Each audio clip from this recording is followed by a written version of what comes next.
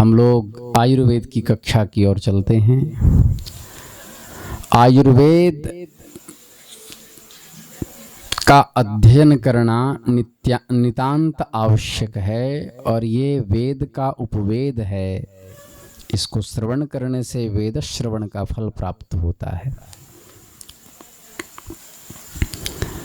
आयुर्वेद की उत्पत्ति कैसे हुई, आयुर्वेद के पढ़ने से क्या लाभ है, इन प्रश्नों को जाने बिना या आयुर्वेद किसे कहते हैं, आयुर्वेद का पढ़ने वाला जब तक आयुर्वेद का अर्थ नहीं समझेगा तब तक कदापि उसकी रुचि नहीं हो सकती। इसलिए महर्षि चरक ने कहा है, हिताहितं सुखम दुःखम आयुस्तस्य हिताहितं मानंच तत्र यत्रोक्तम आयुर्वेदः स उच्यते। जयराज, जिससे आयु के हित और अहित का ज्ञान होता है और उसका परिणाम मालूम होता है, उसे आयुर्वेद कहते हैं। और भी लिखा है, आयुर्हिताहितं व्याधि निदानम शमनं तथा विद्यते यत्र विद्वद्भिः स आयुर्वेद उच्यते। जिसमें आयु का हित, अहित, रोग का निदान और शमन हो, उसको विद्वान आयुर्वेद कहते हैं। इस जगत में ऐसा कोई विरला ही प्राणी होगा जो मरना चाहता होगा। सभी दीर्घायु होना चाहते हैं। क्यों, आप लोग की इच्छा है कि नहीं कि लंबा जिए? दीर्घायु सभी होना चाहते हैं। जीवन एक ऐसा मोह है कि घोर कष्टों में फंसा प्राणी यद्यपि असह्य शारीरिक और मानसिक क्लेशों के मारे जबान से मृत्यु का आवाहन करता रहता हो, किंतु जब मृत्यु सामने दिखलाई देती है तब और कुछ दिन जीते रहने की आकांक्षा प्रकट होती रहती है। थोड़ा श्वास भारी हुआ, भगवान उठा लेते, लेकिन सच में यमराज आ जाए ना डंडा उंडा लेकर के, भैंसा ऊंसा लेकर के, तब सोचोगे कि 10 दिन कम से कम छोड़ देते। ठीक है, बोलना सरल है। भगवान से मनाता हूँ कि कोई एक्सीडेंट में हमारी मृत्यु हो जाती, हम क्या करेंगे जी करके, ये हो जाता, प्राण ले लेते ठाकुर जी। वे डायलॉग मारने में तो ठीक है, लेकिन सच में यमराज यदि भैंसा ऊंसा लेकर के आके खड़े हो गए, चल, तब सारा वैराग्य जो है ना वो धरा का धरा रह जाएगा। ठीक है, समझने वाले समझ रहे हैं। तो इससे सिद्ध होता है कि प्रत्येक प्राणी जो इस जगत में आया है जल्दी ही यहाँ से विदा होना नहीं चाहता। जब यही बात है तो मनुष्य मात्र को थोड़ा या बहुत यह विद्या सीखनी चाहिए जिससे रोगों के निदान, कारण और शांति का ज्ञान हो जाए, उसके उपाय मालूम हो जाएं। है कि नहीं जयराज? हाँ, सबसे प्रिय विद्यार्थी आप ही हो मेरे। रोग होने का क्या कारण है? What is the reason of illness? रोग होने का कारण क्या है? कौन रोग है? What is the name of illness? कौन रोग है? इस रोग का नाश कैसे होगा? किन बातों से आयु की वृद्धि होगी, किन से क्षय होगा? मनुष्य किस तरह अकाल मृत्यु से बच सकता है? किस तरह परम आयु की प्राप्ति हो सकती है? ऐसी ऐसी बातें आयुर्वेद से ही प्राप्त हो सकती है। इसलिए प्रत्येक मनुष्य को जो अपना या पराया भला चाहता है, संसार में कोई बड़ा काम करने का अभिलाषी है, उसको आयुर्वेद विद्या दिल लगा करके महाराज जी के साथ प्रतिदिन पढ़ना चाहिए। आयुर्वेद की उत्पत्ति, ठीक है, the birth day of Ayurveda. ठीक है। आज इस भूतल पर जितने देश हैं सभी का आयुर्वेद अलग अलग है, परंतु सब देशों के आयुर्वेद की उत्पत्ति हमारे आयुर्वेद से हुई है। हमारा आयुर्वेद सबसे प्रामाणिक है। पहले हम बतलाते हैं कि हमारे आयुर्वेद का जन्म कब और कैसे हुआ। हमारे यहाँ कौन बड़े बड़े आयुर्वेद को जानने वाले विद्वान हुए, उन्होंने कौन कौन से ग्रंथ लिखे, उनमें से कौन कौन से ग्रंथ उच्च श्रेणी के और कौन कौन से ग्रंथ निम्न श्रेणी के हैं, इतना विस्तार से पढ़ाया था। आयुर्वेद की उत्पत्ति का यथार्थ निश्चय करना संसार में किसी भी माई के लाल की सामर्थ्य नहीं है। अनेक विद्वानों ने इस विषय में दिमाग लड़ाया है और अभी भी लड़ा रहे हैं, परंतु सच्ची कामयाबी आज तक किसी को नहीं हुई। आज तक कोई भी मंजिल तक नहीं पहुंचा, सभी इधर उधर भटकते रह गए। कोई कुछ कहता है, कोई कुछ कहता है, सब एक मत नहीं है। अंग्रेजी तो हमने भी पढ़ी है, आजकल के विद्वानों की राय पर विचार भी किया तो भी उनके दलीलें कमजोर दिमाग में नहीं घुसती है। ठीक है, तो सुनिए, यद्यपि आयुर्वेद की जन्म की सटीक तारीख देना तो किसी के बस की नहीं है, फिर भी वेदों में इसका जिक्र है, तो इससे यही प्रमाणित है कि जब से वेद हैं तब से आयुर्वेद है। वेद यदि अनंत काल या लाखों करोड़ों वर्षों से हैं तो आयुर्वेद भी अनंत काल से हैं, अनादिकाल से हैं। यदि आजकल के विद्वानों के अनुसार वेद 4000-6000 वर्षों के पहले लिखे गए थे तो ये भी उसी समय का है। यदि हम थोड़ी देर के लिए वेदों को 4000 वर्ष पहले यदि मान भी लें तो भी उसकी प्राचीनता में कोई हानि नहीं होती। तो लेकिन ये सब हम क्या कहने लग गए, आयुर्वेद की उत्पत्ति लिखते लिखते जोश में आकर उसकी प्राचीनता का राग अलापने लगे। नहीं, अब सुनिए ध्यान से। किसी जमाने में आयुर्वेद का सार सर्वस्व लेकर भगवान ब्रह्मदेव ने अपने नाम से एक ग्रंथ रचा था। उस ग्रंथ का नाम था ब्रह्म संहिता। क्या नाम था? ब्रह्म संहिता। आप लोग को लिखने की आवश्यकता नहीं, रिकॉर्डिंग हो रही है, इसको सुनना।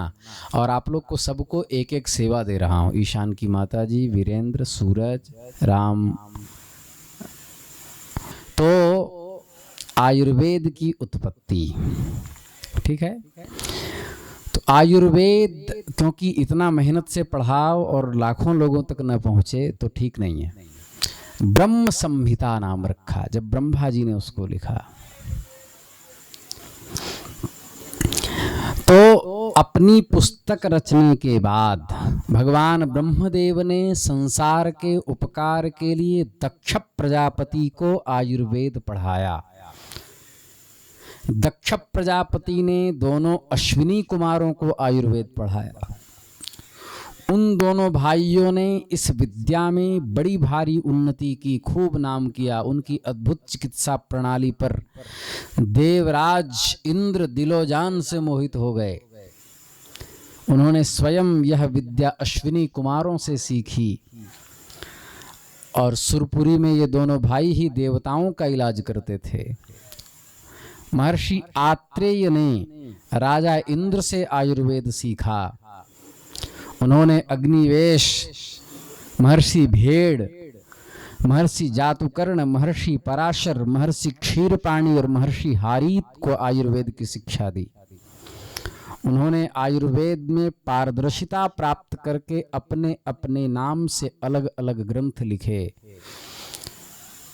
अग्निवेश, हारीत आदि ऋषियों के ग्रंथ का सार मर्म लेकर और अपनी ओर से कुछ घटा बढ़ाकर चरक आचार्य ने अपने नाम से एक ग्रंथ लिखा जिसे चरक संहिता कहते हैं। चरक की संसार में बड़ी प्रतिष्ठा हुई। कहते हैं चरक पढ़े बिना जो चिकित्सा करता है वह वैद्य नहीं यमदूत है।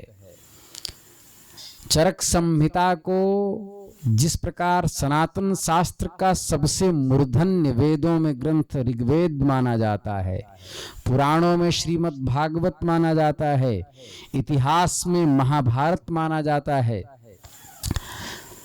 छेवों शास्त्र में व्याकरण जैसे माना जाता है, उपनिषदों में जैसे बृहदारण्यक माना जाता है, संगीत में जैसे भैरव माना जाता है, वैसे ही आयुर्वेद में चरक संहिता का आदर है। जिस प्रकार वर्णों में ब्राह्मण, स्त्रियों में पद्मिनी स्त्री को श्रेष्ठ माना जाता है, गौ में कपिला को, नदियों में गंगा को, तीर्थ क्षेत्र में काशी को, वर्ष में भारत को, समझ गए, और आहार में चावल को जिस प्रकार प्रतिष्ठा दी जाती है उसी प्रकार आयुर्वेद में चरक संहिता को दी जाती है। जिस प्रकार ज्ञान में ब्रह्म ज्ञान को श्रेष्ठता दी जाती है, तो पाश्चात्य विद्वानों ने लिखा है कि यदि संसार में चरक की रीति से चिकित्सा की जाए, विदेशी विद्वानों ने लिखा है, तो कोई बीमार ही नहीं पड़ेगा, आजकल की तरह लोग पीड़ित नहीं होंगे। हमारे यहाँ वाले भी चिकित्सा के लिए चरक की बड़ी तारीफ करते हैं। एक बहुत ही प्रामाणिक श्लोक है, प्रीति माता जी, बहुत ही प्रामाणिक श्लोक है, और इस श्लोक को जिसके जिसके भी शरीर में रोग है उसको इस श्लोक का ज्ञान जरूर होना चाहिए। निदाने माधवः श्रेष्ठः सूत्रस्थाने तु वाग्भटः शारीरे सुश्रुतः प्रोक्तः चरकस्तु चिकित्सिते। रोग का निदान का कारण जानना हो तो आयुर्वेद का मूर्धन्य ग्रंथ माधव निदान पढ़ना चाहिए। सूत्रों के लिए महर्षि वाग्भट्ट सर्वोत्तम विद्वान हैं। शारीरिक ज्ञान के लिए महर्षि सुश्रुत के सुश्रुत संहिता को पढ़ना चाहिए, और चिकित्सा के लिए सर्वोत्तम ग्रंथ चरक संहिता माना जाता है। चरक संहिता में पद्यात्मक गद्यात्मक दो तरह से लिखा गया है। यह बड़ा कठिन ग्रंथ है, ये साधारण सामान्य लोगों का विषय नहीं है। चरक बिना अच्छी चिकित्सा नहीं आती। चरक आयुर्वेद की पीएचडी लेवल का ग्रंथ है, इसलिए वैद्यक का व्यवसाय करने के लिए भी चरक को अवश्य पढ़ना पड़ता है। यह ग्रंथ सूत्रस्थान, विमान स्थान प्रभृति 8 भागों में विभक्त है। सूत्रस्थान में हजारों काम की बातें संक्षेप में लिखी गई हैं, जो एक अध्याय हम लोग आपको पढ़ाए थे। विमान स्थान में पदार्थों में रसायन, फिजिक्स, केमिस्ट्री का संक्षिप्त वर्णन है। इसमें न्याय शास्त्र का अधिक अंश है। बिना न्याय का संस्कृत शास्त्र चलता ही नहीं। ये श्रीमद् भागवतकार महर्षि व्यास जितने भी ग्रंथ का प्रतिपादन करते हैं और ब्रह्म को सिद्ध करते हैं, वो मुक्तावली के शैली है। सब न्याय शास्त्र से ही है।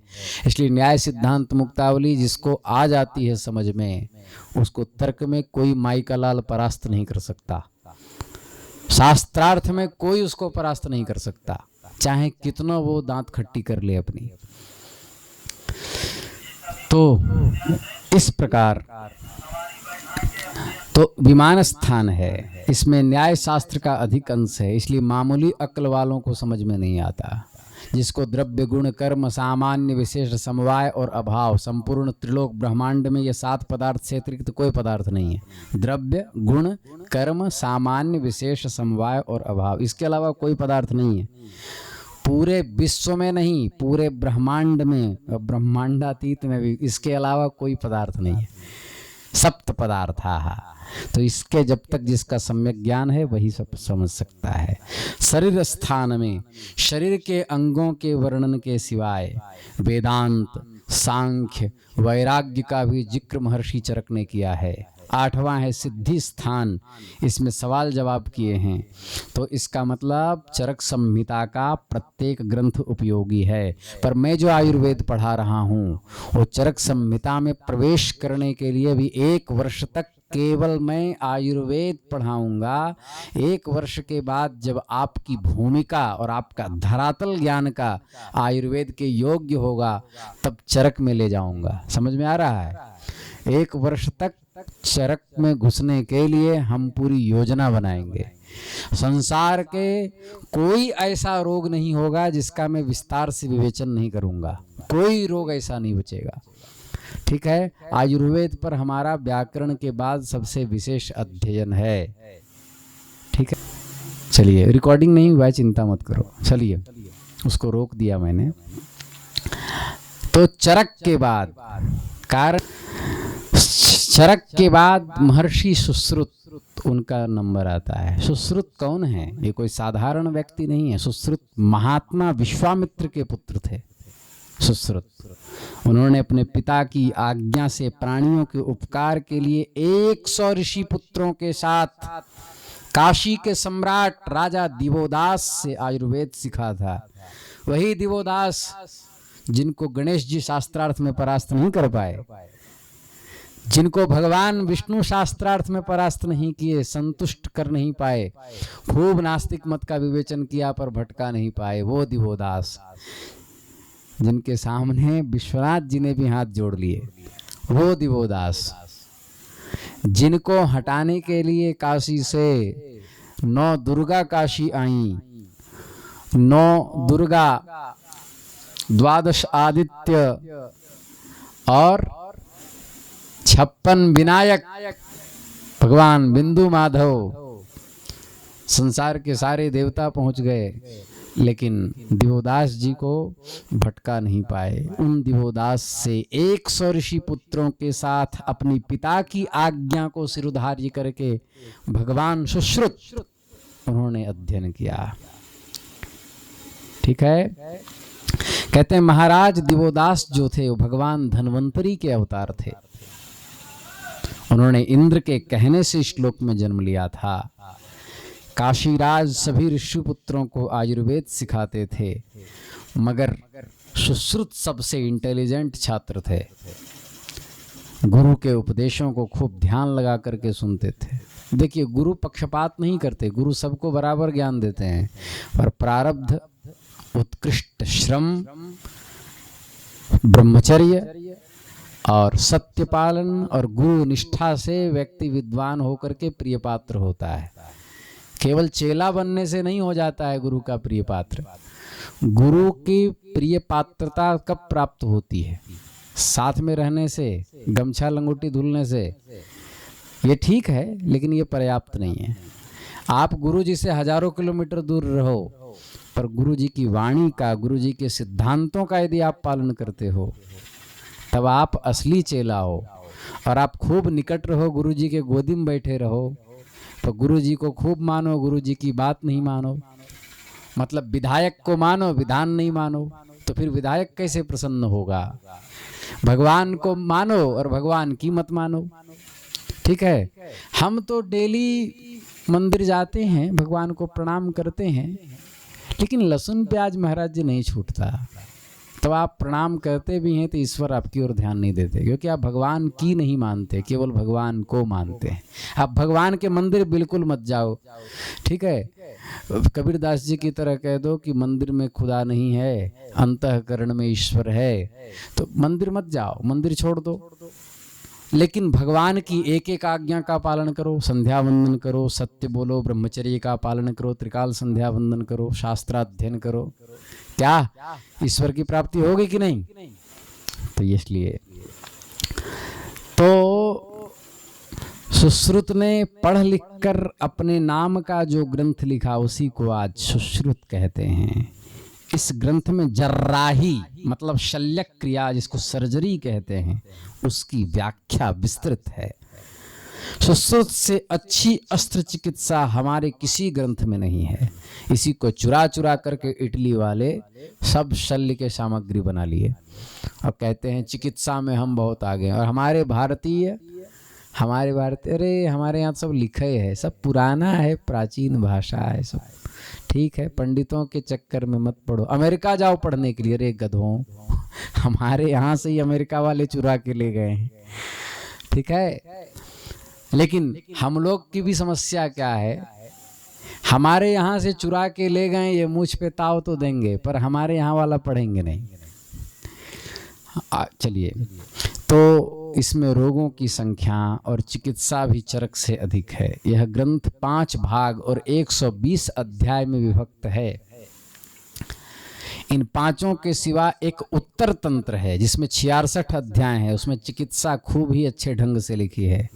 चरक से यह ग्रंथ कम नहीं है, अतः वैद्यों को इस ग्रंथ को पढ़ना चाहिए, क्योंकि केवल एक शास्त्र पढ़ने से कोई वैद्य नहीं बन जाता।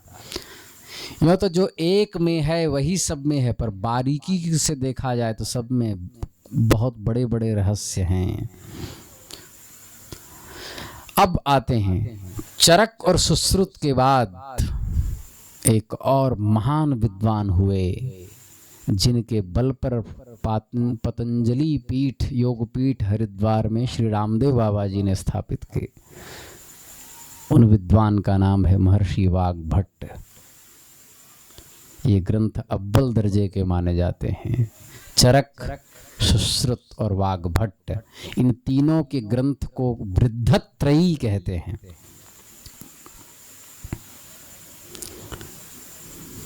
इन तीनों को जो पढ़ लेता है वो वैद्य बन जाता है। इसका मतलब हमारे कितने छात्र हैं यहाँ? 28 छात्र हैं।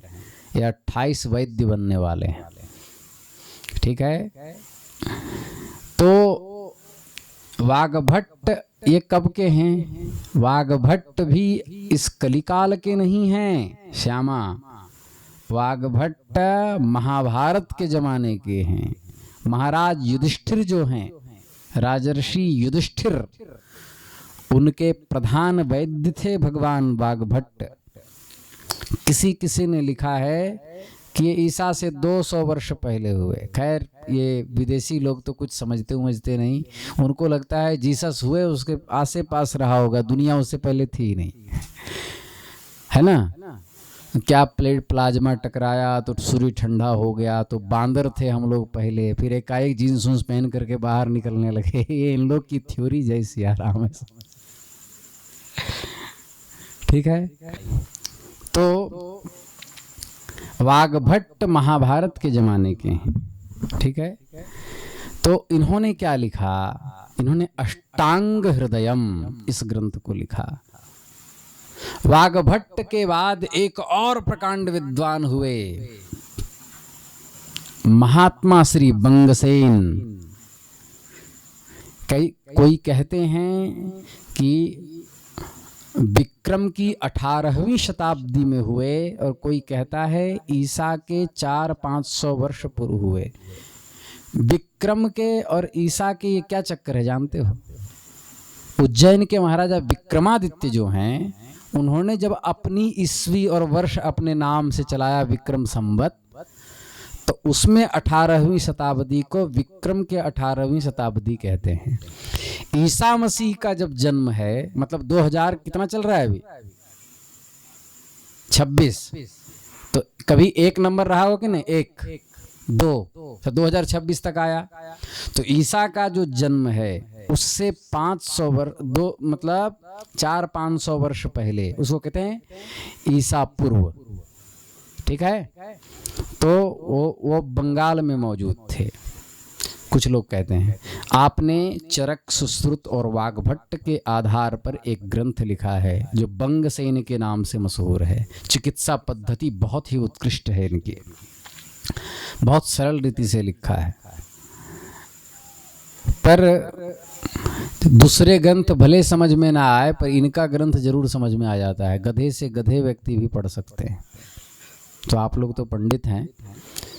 तो इस प्रकार जिस विषय और ग्रंथ को पढ़ने पर व्यक्ति पंडित होता है। बंगसेन के बाद एक और आचार्य आते हैं, आचार्य श्री माधवाचार्य। इन्होंने माधव निदान लिखा है। ये विजयनगर के राजा के प्रधानमंत्री थे। ये ईसा की 12वीं सदी में थे और ये साधारण नहीं थे।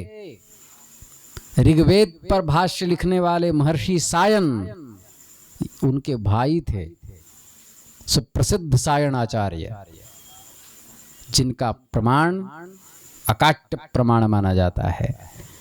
अलग अलग विषयों पर अनेक ग्रंथ लिखे। चिकित्सा शास्त्र के संबंध में माधव निदान सर्वोत्तम माना जाता है। यद्यपि इसमें आजकल के अनेक रोगों का निदान नहीं है, तथापि इस काम के लिए इससे अच्छा और ग्रंथ नहीं। इसी से प्रत्येक वैद्य इसे पढ़ते हैं। माधव निदान के बाद एक ग्रंथ आया भाव प्रकाश। इसके लेखक मद्रास प्रांत के रहने वाले एक भाव मिश्र नाम के विद्वान हुए। आपने इस ग्रंथ को लिखा। यद्यपि आपने चरक सुश्रुत के आधार पर लिखा, तब भी अपनी ओर से आपने बहुत काम किया, क्योंकि पोर्चुगीज माने पुर्तगाल निवासी आपके समय में भारत आ गए थे। इससे आपने फिरंगिस्तान से आने वाले फिरंग प्रभृति रोगों का भी जिक्र किया है। यह ग्रंथ वैद्यों के पढ़ने योग्य है। भाव प्रकाश के बाद सारंगधर का नंबर है। सारंगधर नाम के किसी आचार्य ने अपने नाम से ग्रंथ लिखा है। आपने और सब विषय बिल्कुल संक्षेप में लिखकर रोगों का नाश करने वाले नुस्खे को बहुत अच्छे तरीके से लिखा है। मालूम होता है कि सारंगधर जो हैं वो उनके आजमाए हुए नुस्खे बहुत ही कामयाब होते हैं। उन ग्रंथों के सिवा चक्रदत्त, वैद्य विनोद, वैद्य मनोत्सव, भैषज रत्नावली आदि अनेक वैद्यक संबंधी ग्रंथ हैं जो कुछ दिन में मेरे पास सब आने वाले हैं।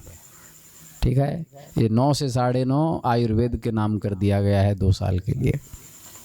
तो इस प्रकार एक भिषक श्रेष्ठ पंडित प्रवर श्री लोलिम्बराज महोदय, ये बहुत बड़े विद्वान हुए। लोलिम्बराज, इन्होंने वैद्य जीवन नाम का ग्रंथ लिखा है।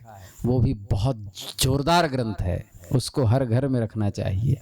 उन्होंने अपनी प्रियतमा, उनकी जो प्रिया थी, उनके प्रश्नों का उत्तर देने के बहाने अनेक रोगों का नुस्खा लिखा है। जैसे पार्वती जी नहीं शंकर जी से पूछती हैं, ऐसे ही दोनों खाना उना बनाकर बैठते थे।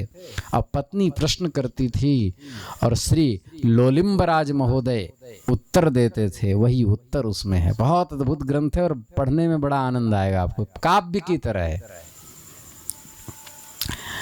उसके बाद तो इस प्रकार इन सारे ग्रंथों को पढ़ ले।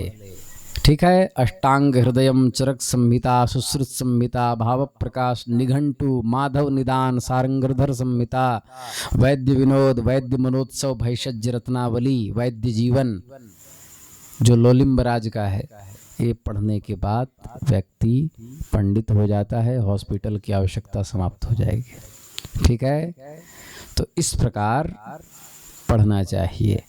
अब कल हम बताएंगे आयुर्वेद का अतीत और वर्तमान, और एक और बहुत अच्छी बात बताएंगे, एलोपैथिक की उत्पत्ति और होम्योपैथिक की उत्पत्ति, और इनमें क्या गुण है क्या दोष है, इसका वर्णन करेंगे।